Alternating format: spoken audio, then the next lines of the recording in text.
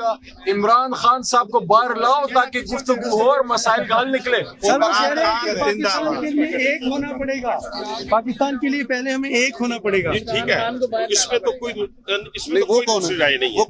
ٹھیک خان, اس میں تو کوئی دوسری رائے نہیں ہے کہ پاکستان کے لیے ہم سب کو ایک ہونا چاہیے. یہی تو وزیر اعظم ڈے 1 سے کہہ رہے ہیں. 16 مہینے کی حکومت میں بھی انہوں نے کہا, اب بھی انہوں نے کہا ہے. اور آپ کو یاد ہوگا کہ جب عمر یوسف نے اس کا جواب دیا, جب انہوں نے کہا آئیں ملیں بیٹھیں, اگر آپ کے بانی پی ٹی آئی کو وہاں پہ اگر دیسی مرغی کم مل رہی ہے تو ہم اس کو بھی اس کی کوانٹٹی میں اضافہ کر دیں گے, اگر کوئی اور چیز کی ضرورت ہے تو وہ بھی کر دیں گے. لیکن اس کا جواب کیسے آیا آپ کے سامنے ہے.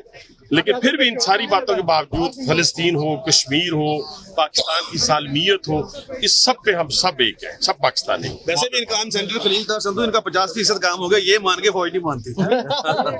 نسل کشی کی ہے فلسطینیوں کی, اور انصاف کے کٹہرے میں ان کو لایا جائے, یہ بات کی. اور ہمیشہ انہوں نے بہت شفاف الفاظ میں جو ہے یہ کاز جو ہے اس کو پروموٹ کیا. اور میں سمجھتا ہوں اسماعیل ہانیہ کی شہادت کی مذمت کی ہے, وہاں پہ آج نماز جنازہ بھی ادا کی گئی, جس سے barrister Gohar chairman P T I, chief whip P T I Aamir Dogar صاحب, ان تمام صاحبان نے شرکت کی. پیپل پارٹی کے لوگ بھی تھے, پیپل پارٹی کے لوگ بھی تھے, ایم کیو ایم کے لوگ بھی تھے, ہمارے تمام اتحادی موجود تھے, آئی پی پی کے لوگ بھی موجود تھے.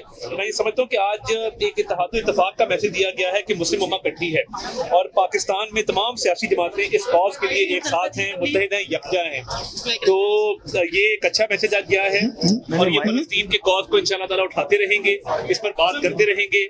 اور جو صہیونی سازش ہے, جو اسرائیل مظالم ڈھا رہا ہے, جو بربریت ہے, جو ریاستی جبر ہے, اس کے خلاف ہر فورم پہ آواز اٹھائیں گے انشاءاللہ.